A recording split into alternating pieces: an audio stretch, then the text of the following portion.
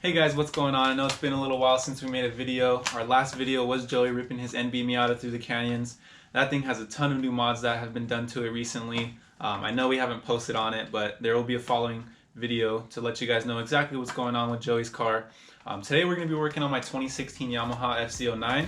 I did get a steering dampener for it off of Amazon just to help it be a little bit more stable at higher speeds, because right now it gets a little bit squirrely. This one has pretty good reviews. It's a little bit on the budget side, but I'm gonna go ahead and just give it a shot. Let me go ahead and show you what the bike looks like now. So here it is. This is my 2016 Yamaha Fz09.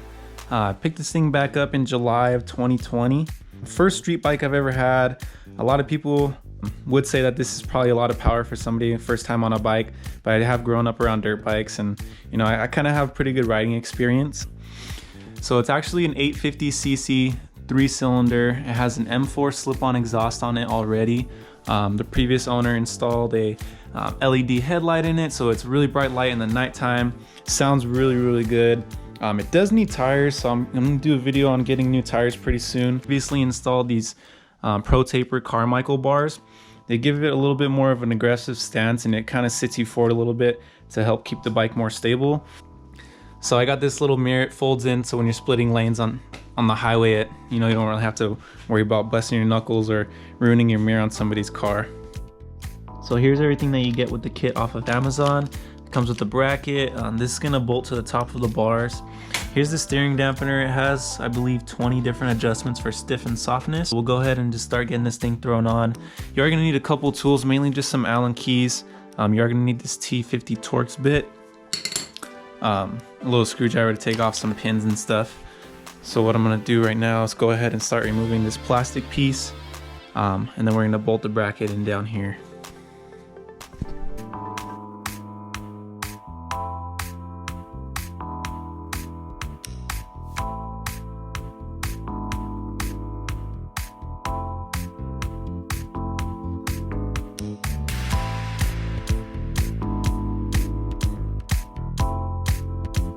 Alright, so we got the plastic piece off. Took out that tamper-proof bolt and the Allen bolt. Now what I did was went ahead and put the new bracket for the steering stabilizer on there. I'm going to tighten up those bolts, and then we'll go ahead and start messing with the top end assembly. So what you do is take that 5mm and just go ahead and snug up these two bolts.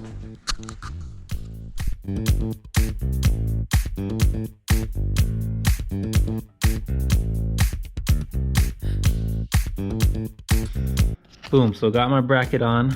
Now what I'm gonna do is loosen up my stem bolts for my handlebars, and this bracket's gonna go something like that. Like I said, guys, I'm just kind of guessing here. There wasn't really no instructions that came included in the kit, but it doesn't seem too difficult. I mean, anybody with a little bit of mechanical experience can get something like this done. I'm just really hoping I didn't spend $80 for nothing and still have high speed wobbles and stuff like that. But this should really help out a ton.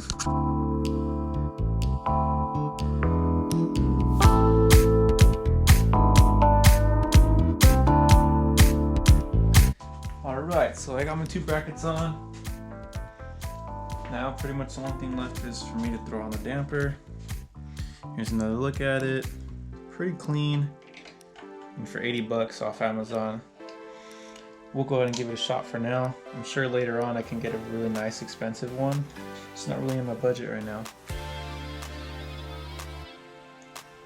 Got like a couple projects going on. Go ahead and introduce them to you on another video. That way you guys can kind of see what's been going. Got big things coming for my NA Miata. Joey has a bunch of big things coming.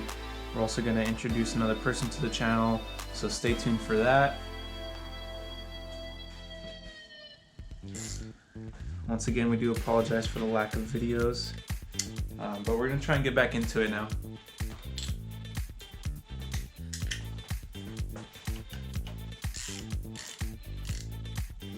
Gonna just try and center this out, and we'll snug up these two bolts.